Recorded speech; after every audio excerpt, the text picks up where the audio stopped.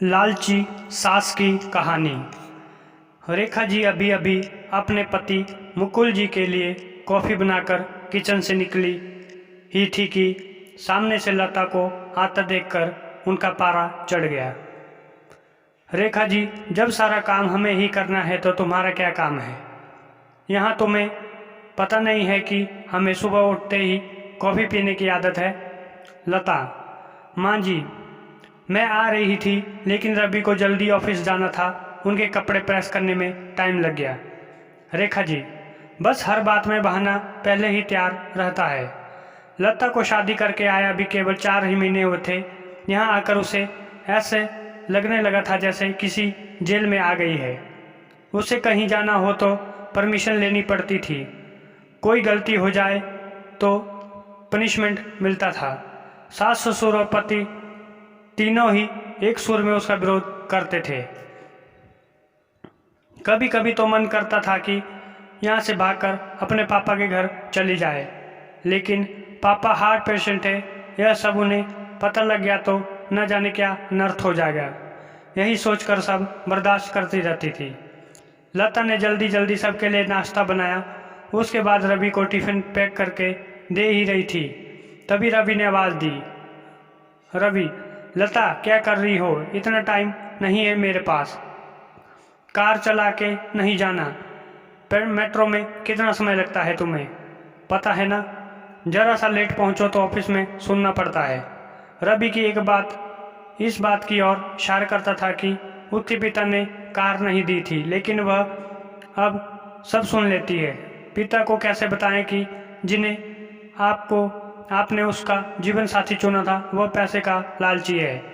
एक दिन शाम को रवि घर आया तो उसने अपने पापा से बात की। रवि: अब मुझसे नौकरी नहीं होती, वो आपके पुराने दोस्त शर्मा जी मोटर पार्ट बनाते हैं, मैं चाहता हूँ कि उसकी सप्लाई शुरू करूँ। पापा: लेकिन बेटा, उसके लिए तो कम से कम 10 लाख रुपए चाहिए होंगे, वो कहाँ से आएंगे? रवि: वही सोच रहा हूँ, तभी लता चाय बनाकर लाती है। रवि: लता, तुम अपने पापा से कुछ पैसे उधार ला सकती हो? लता का सब्र जवाब दे चुका था। रोज रोज के तानों से दुखी होकर उसने जवाब दिया। लता: रवि, मेरे पिता के भरोसे मत रहना, उन्होंने मेरी शादी करके अपना फर्ज पूरा किया। अगर आपको नौकरी करने में दिक्कत है तो मुझे जॉब करने दो, दोनों मिलकर कमा लेंगे। यह सुनकर रवि का पारा चढ़ गया। रवि: क्या बकवास कर रही हो, ज़्यादा जुबान चलने लगी है। लता: रवि, मैं बहुत बर्दाश्त कर चुकी हूँ, इसलिए मैंने जॉब करने का फैसला किया है। रवि: नहीं, हमारे घर में यह सब नहीं होता, तुम्हें जॉब करनी है तो अपने घर चली जाओ। लता: मुझे पता था आप यही कहेंगे, मैंने वकील से बात कर ली है, मैं जल्द ही तलाक ले लूँगी। यह सुनकर रवि और उसके पिता के हाथ पांव फूल गए।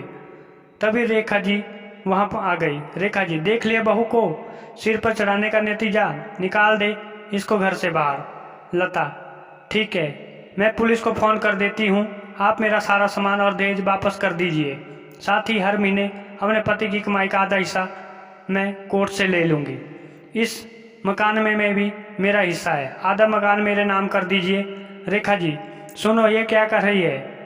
मुकुल जी: बेटी, ऐसी बातें क्यों कर रही हो? आज के बाद हम तुमसे कभी कुछ नहीं कहेंगे, तू अपने कमरे में जा। लता: नहीं पापा जी, बर्दाश्त कर चुकी हूँ मैं, अब मुझसे ये दिन भर के ताने बर्दाश्त नहीं होते।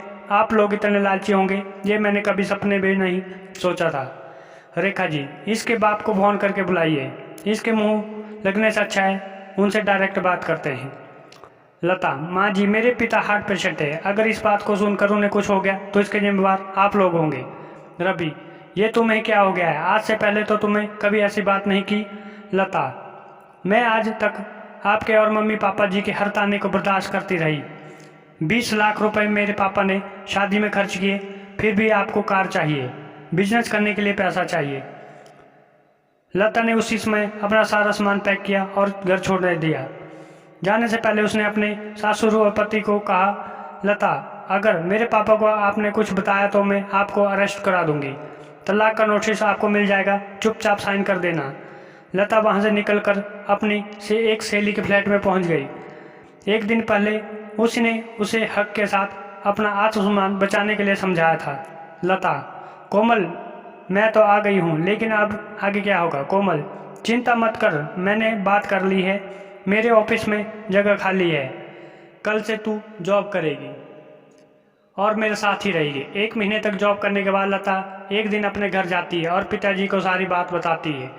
उसकी बात सुनकर उसका पिता कहते हैं, पिता, बेटा मुझे तूने क्यों नहीं बताया? लता, पापा आपने मेरे लिए बहुत कुछ किया है, अब मैं अपने आप को परेशान करना नहीं चाहती थी।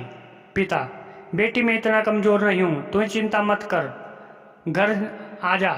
लता, नहीं पापा, मुझे कुछ समय दीजिए, अपने पैरों पर खड़ा होने दीजिए, अपनी एक पहचान बनाने दीजिए। कुछ महीने केस चलने के बाद रवि और लता का तलाक हो गया। रवि को पूरा दहेज और 30 लाख रुपए देने पड़े, साथ ही हर महीने अपनी सैलरी का एक हिस्सा वह कोर्ट में जमा करवाता था। आपको हमारी यह कहानी कैसी लगी कमेंट में ज़रूर बताएं और लाइक और सब्सक्राइब करना न भूलें। धन्यवाद।